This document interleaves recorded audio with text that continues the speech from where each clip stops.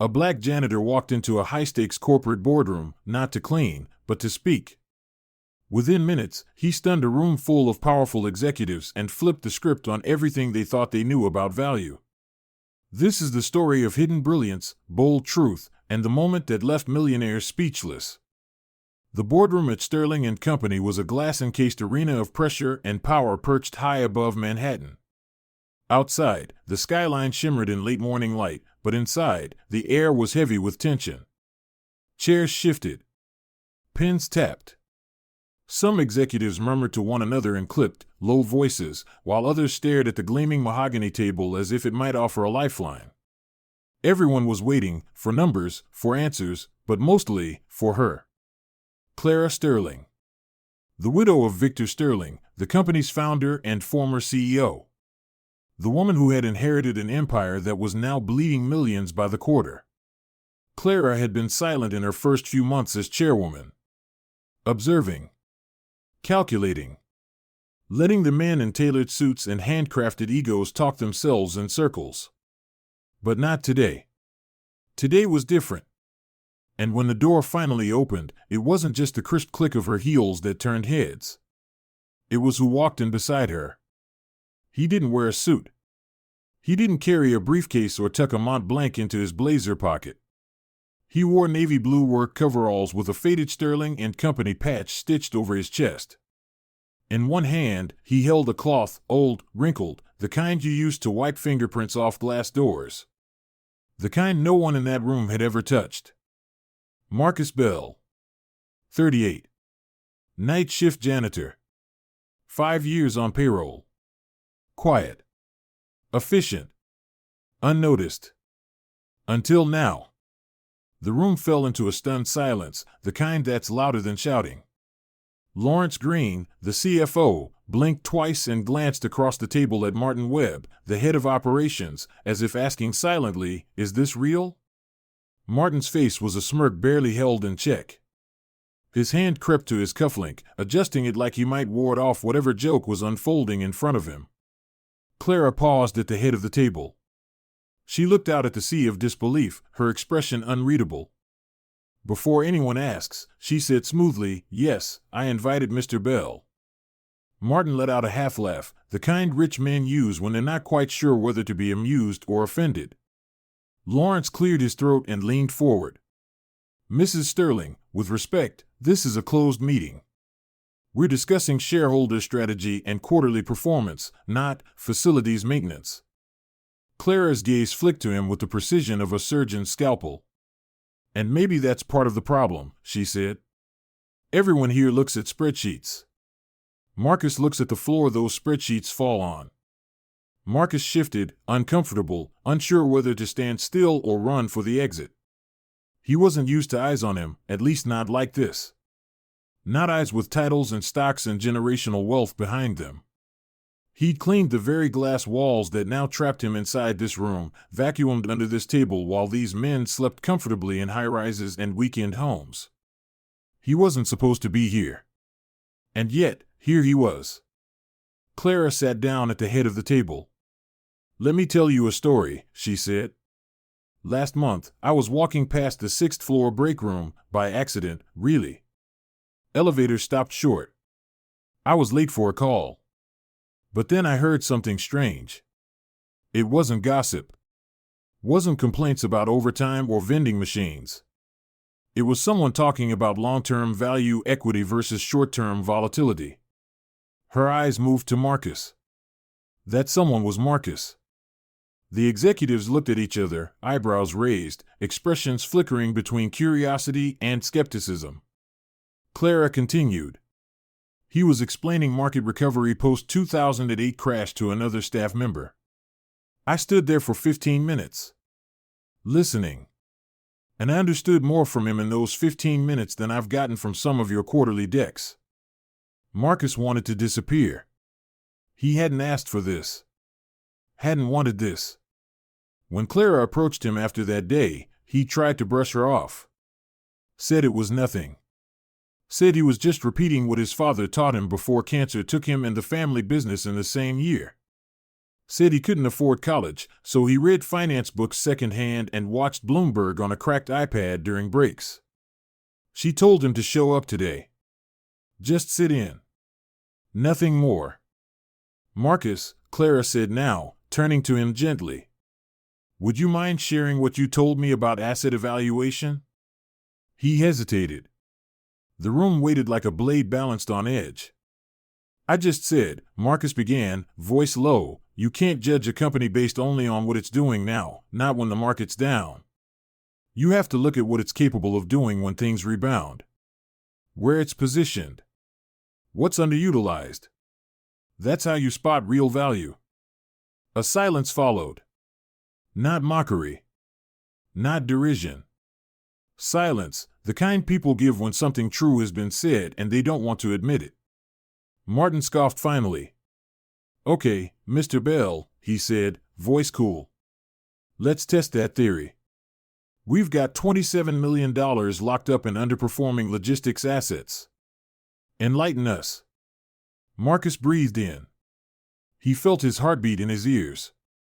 He thought of his dad, hunched over the kitchen table, showing him how to track fuel trends on the back of grocery receipts. He thought of all the nights spent reading earnings reports no one paid him to understand. You're overpaying third-party shippers, Marcus said. 12% increase over the last 2 quarters. But your internal fleet runs at less than 50% capacity. You're bleeding money for something you already have in-house. If you cut outsourcing by 30% and rebuild route logistics, you save between $7 to $9 million annually. Chairs shifted. Pens froze mid-stroke. One junior executive scrolled rapidly through her tablet and muttered under her breath, he's actually right. Lawrence straightened. We ran models on that last year. They showed minimal gain. Marcus nodded. That's because your models used pre-pandemic fuel rates and ignored changes in federal transport subsidies enacted in Q4. Numbers lie when you feed them stale data. The temperature in the room dropped. Or maybe it was the sound of egos fracturing under the weight of truth. Clara leaned back, her smile faint but unmistakable. This is why Marcus is here, she said. Not to clean the floor. To clean house. Martin stood abruptly, chair scraping the hardwood. This is a stunt, he snapped. You don't just pluck a janitor out of the hallway and give him a say in executive matters. I didn't pluck him from anywhere, Clara said, eyes cool as ice. I listened. Something this board hasn't done in a long time. Then she turned to Marcus. I'm offering you a role as financial consultant. Effective immediately. He blinked. I don't have a degree. Clara shrugged. And half the people managing billion-dollar hedge funds barely earned theirs. I care about insight, not letters after a name. The room erupted, some in whispers, some in outrage, some in silence. But Marcus didn't hear them. He only heard her. And for the first time in a long time, he heard himself too. Yes, he said. And in that moment, something shifted, not just in the boardroom, but in Marcus Bell. He didn't feel like the man who polished the brass on the boardroom door. He felt like a man who had just walked through it. The moment Marcus Bell said yes, the boardroom shifted. Not physically, but in tone, in power, in possibility. He was no longer just a figure in the periphery of their world. The man with the cleaning rag in his hand had just been offered a seat at the table, and he took it. When the meeting ended, the executives filed out in silence, some shaken, others contemplative, a few visibly uncomfortable. Clara Sterling remained seated at the head of the table, eyes steady, watching Marcus as he stood there still trying to comprehend what had just happened. Go home, Marcus, she said quietly, standing and gathering her notes. Tomorrow, everything changes. And she meant it. The next morning, Marcus stood in front of the mirror in his tiny Bronx apartment, staring at a version of himself he hadn't seen in years. The charcoal gray suit fit well, not too flashy, not too tight, tailored with intention. It had arrived at his door that morning in a garment bag with a simple note, wear it like you've always belonged. Signed, Lucius. The weight of it all pressed against his chest, not just the suit, but the expectations, the unknown, and the ghosts of every time he'd ever been told he wasn't enough. He took a breath, picked up his worn leather notebook, and left. When Marcus stepped into the Sterling and Company lobby, it was like the world had tilted. Receptionists paused mid-sentence. Elevator attendants straightened instinctively. Even the security guard who usually nodded to him with a distracted glance did a double take. Some knew who he was. Most just didn't know how to process what they were seeing. The janitor in a suit. As the elevator climbed, so did the tension building in his chest. He remembered the way the executives had looked at him yesterday, like an experiment, a spectacle, a mistake waiting to happen. And now, he was about to walk into the lion's den without Clara by his side. The elevator doors slid open. The executive floor. Quiet. Imposing. As Marcus walked toward the boardroom, he could feel the eyes following him through the glass walls. Some were curious. Some were cold. Others, plainly dismissive. Inside the room, the board had already gathered. Lawrence Green was seated at the far end, flipping through a report. Martin Webb stood near the window, staring out at the skyline like it belonged to him. A few others whispered amongst themselves. When Marcus entered, the room hushed. Lawrence didn't look up. "Let's be quick. We've got a lunch with external auditors at noon." "Then let's not waste time," Marcus replied, his voice calm. He walked to the front of the room, placed his notebook on the table, and opened it. "I've reviewed Sterling and Company's logistics and distribution contracts over the past 4 quarters. What I found should concern you." A few eyebrows lifted. Martin leaned against the window frame, arms crossed. Marcus continued. "Your outsourcing strategy is costing the company over $8.4 million annually.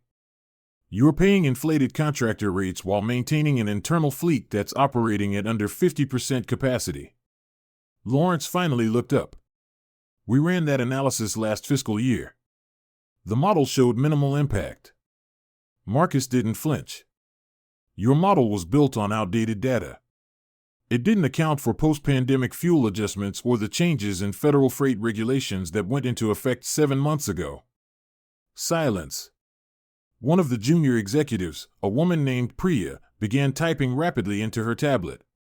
"If you reallocate 30% of your outbound distribution back to internal logistics, eliminate redundancy in your carrier partnerships, and upgrade route optimization software, conservatively, you save $8 to $10 million within 2 quarters. That's without layoffs." Martin smirked. "That's easy to say when you're not responsible for the execution." Marcus turned to him, steady. "Respectfully, I've spent the past 5 years cleaning up after poor execution. I've seen the gaps. Literally. Empty. Loading docks. Idle trucks. Missed deliveries. I may not have had a title, but I had a front row seat." The room fell silent again. Not out of disbelief, but out of realization. The kind that stings when you know someone's calling out what you should have seen yourself. Lawrence sat back in his chair, arms crossed. "You have numbers to back this?" Marcus nodded. "Page 4 of the report.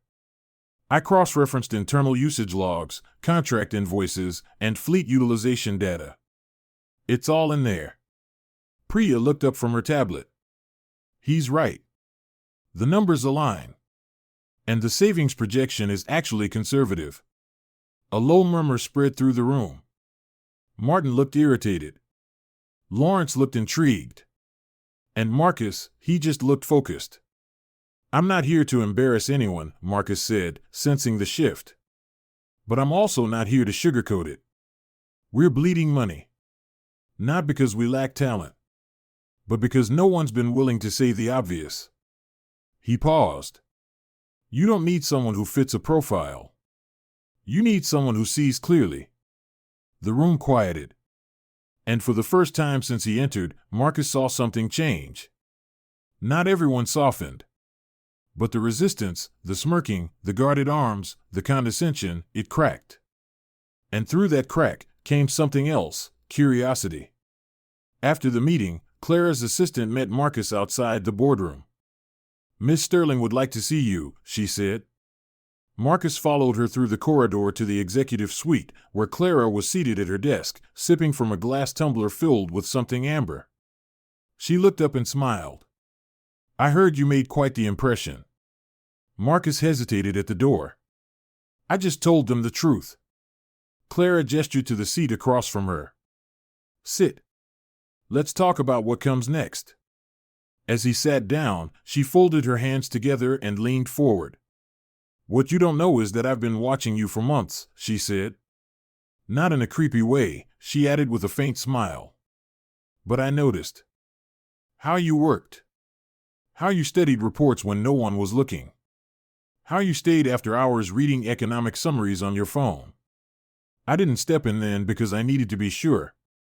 But yesterday, I was." Marcus felt his throat tighten. "Why me?" Clara leaned back, her voice steady. "Because this company needs someone who knows what waste looks like. Someone who isn't afraid to tell the truth. Someone who earned their perspective through struggle, not privilege. That's you." She let the words hang for a moment. Then added, softly, "They told you that you don't belong. But they were wrong. You belong more than any of them." Marcus sat back, eyes burning.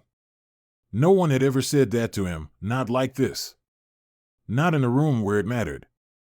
Clara stood and walked to the window. "I can't promise they'll make it easy for you," she said. "You'll still be doubted, dismissed, maybe even sabotaged. But if you stay the course, if you keep doing what you did today, you won't just sit at the table. You'll lead it." She turned to him. "And Marcus, I'll have your back." He stood slowly, heart pounding. "Thank you, Clara." "No," she said, shaking her head. "Don't thank me. Just keep proving them wrong." And with that, Marcus Bell, former janitor, now consultant, stepped out of that office no longer wondering if he belonged, but focused only on the work ahead. Because for the first time, the door wasn't just open. It was his. The door closed behind Marcus with a soft click as he stepped out of Clara's office, her words still ringing in his ears, "You'll lead the table." It echoed louder than applause, steadier than any title. But the real test wasn't behind him. It was waiting ahead, marked on the calendar in bold type, a strategy meeting with the full executive committee. No Clara. No safety net. Just Marcus Bell and a boardroom full of men who, up until 48 hours ago, didn't even know his last name. The next morning, Manhattan was cold and gray, the city humming with its usual rhythm of horns, coffee carts, and ambition. Marcus arrived at Sterling and Company early. Too early. He stood alone in the boardroom, watching the city wake up through floor-to-ceiling windows. The skyline looked different today. Not bigger or smaller, just reachable. He straightened his tie in the reflection, rolled his shoulders, and reminded himself that everything he was about to say came from years of watching, learning, absorbing. From a janitor's closet to a seat at the table, this was no longer about proving himself. It was about speaking the truth with no apologies. One by one, the executives filed in. Lawrence. Martin. Priya. A few others who still refused to meet his eyes. They spoke in low tones, checked their watches, avoided the empty chair at the head of the table, Clara's chair. She had made it clear she wouldn't be attending. This was his show now. No one said it out loud, but Marcus could feel it in the air. This was a setup. A quiet dare. Let's see what he really knows. Let's see how long he lasts. When the final member took their seat, the room stilled. All eyes turned toward him. No introductions. No small talk. Just the heavy silence of scrutiny. Marcus opened his folder and laid out a single sheet of paper. 1 page. That was all he needed. "Let's talk about value," he began, voice even, firm. "Not surface value. Not quarterly earnings designed to make investors feel comfortable.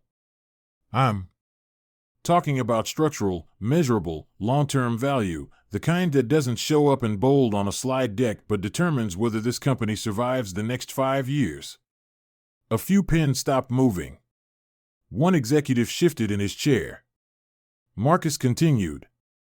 You've been evaluating assets based on outdated cost models. You're assigning value to departments based on legacy performance, not adaptive potential. And you're ignoring internal inefficiencies that are costing us millions. He tapped the page. Take the West Coast distribution hub. You've marked it for downsizing. On paper, it looks like a loss center. But if you reclassify it based on real-time logistics demand and overlay new interstate routing algorithms, it becomes your most valuable node. Martin raised a hand, voice laced with skepticism. And you pulled that from where exactly? Marcus didn't blink. Driver logs. Fuel cost fluctuations. Regional demand reports. All publicly available. Or easily ignored, depending on who's reading them. A chuckle came from someone at the far end. Not mocking, surprised. Marcus let it hang for a moment. Then pressed on. You want to cut costs? Start by cutting dead weight systems, not people. Your software licenses for vendor tracking haven't been renegotiated in 5 years. You're overpaying by 30% annually. That's another $2.3 million saved without a single layoff. Lawrence leaned forward now, eyes narrowing. You're saying we've missed all this? That we just didn't see it? Marcus looked him dead in the eye. No, sir. I'm saying you didn't want to. That hit hard. No one spoke. Priya looked down at her tablet, scrolling furiously. Someone near her whispered, "He's right." Marcus took a breath and leaned into the final point. Leadership isn't about comfort. It's about clarity. And what's clear is this: you've built a company on legacy practices in a modern market. That won't fly anymore. If Sterling and Company is going to survive, you have to see with new eyes. Eyes that aren't trained to protect tradition but to pursue truth. He paused. That's why Clara brought me here. Not because I wore a suit, but because I never looked away. The silence that followed wasn't awkward. It was electric. You could feel the shift in the room, not in volume, but in weight. The way minds change without words. Marcus gathered his papers slowly. That's all I have, he said. I'll leave the rest up to you. But no one moved. No one said thank you. No one dismissed him. Instead, one by one, they began flipping through his single page of data like it might hold the keys they'd all been missing. When Marcus stepped out of the boardroom, the air in the hallway felt different. Lighter. Still. Clara was waiting at the far end, arms crossed, eyes calm. So, she asked. Marcus exhaled slowly. They listened. Clara smiled. I knew they would. They just didn't know they were ready. They walked side by side down the corridor. For the first time, Marcus didn't feel like a guest in someone else's world. He felt like a builder of his own. Later that afternoon, back in the boardroom, the executives reconvened. But this time, the atmosphere wasn't tense, it was focused. Priya opened with a single sentence, "We need to act on Marcus's analysis." Martin, still wrestling with his pride, didn't argue. Lawrence, after a long pause, said, "Schedule a follow-up with him. I want him walking us through implementation." They didn't ask for Clara's permission. They didn't have to. Marcus had earned his place, not by fighting for acceptance but by delivering undeniable truth. A week later, Marcus Bell was named head of strategic realignment. The announcement shocked some, thrilled others, and stirred quiet conversations throughout the building. But the real story wasn't in the title. It was in the shift. In the new respect with which people greeted him. In the way other employees, janitors, assistants, interns, looked at him not as a miracle, but as a possibility. In the way the boardroom chairs didn't creak when he sat down, because no one doubted he deserved to be there.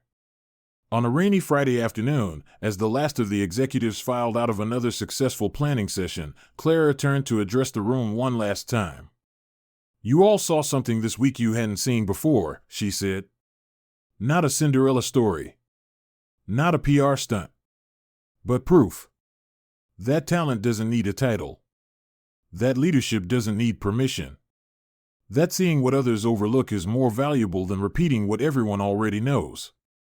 She let the silence settle. Then added quietly, "Marcus Bell didn't ask to be let in. He walked in. And now he leads." And just like that, what had started as a whisper in the break room had become the voice guiding a company. Because at the end of the day, the only difference between sitting at the table and cleaning it is being given the chance to speak and seizing it. In a world that often values image over substance and credentials over lived experience, Marcus Bell's journey reminds us of a powerful truth: brilliance isn't always wrapped in a title, and leadership doesn't always come from a corner office. It can come from the quiet observer in the background. From someone who listens more than they speak. From someone who's been underestimated for far too long. Marcus didn't walk into that boardroom expecting applause. He walked in prepared. He walked in with knowledge he had earned the hard way, through grit, discipline, and countless hours of learning when no one was watching. He didn't just earn a seat at the table, he proved that the table needed someone like him. Someone who could see what others missed. Someone who wasn't blinded by tradition but driven by clarity. The lesson here is simple but essential: never let someone else's vision of who you are define your future. Don't wait for permission to be excellent. Don't wait for a degree or a title to prove that you see clearly and think critically. If you've been overlooked, doubted, or dismissed, remember Marcus. You don't need validation to be valuable. You just need one moment of courage to speak the truth, backed by preparation and belief in your own voice. And if you're in a position of power, like Clara Sterling, remember what it means to listen. To pay attention to the voices that aren't the loudest, but might be the wisest. Sometimes, the greatest leaders are the ones who see leadership in others and create space for it to rise. From the janitor's closet to the head of strategic operations, Marcus's story is proof that where you begin doesn't determine where you're allowed to go. Opportunity is not just about access, it's about recognizing when someone deserves to be seen, heard, and trusted. To everyone who listened today, thank you. Your time, your presence, and your willingness to open your heart to stories like this are what keep the mission of this channel alive. This is U.S. Justice Story, where we shine light on the truth, elevate the overlooked, and remind the world that sometimes all it takes to change a life, or an entire boardroom, is someone paying attention. If this story moved you, inspired you, or reminded you of your own worth, don't forget to like, share, and subscribe. And if you've ever been underestimated or seen someone rise against the odds, share your story in the comments. We see you. We believe in you. And we're here to tell the world your voice matters. Always.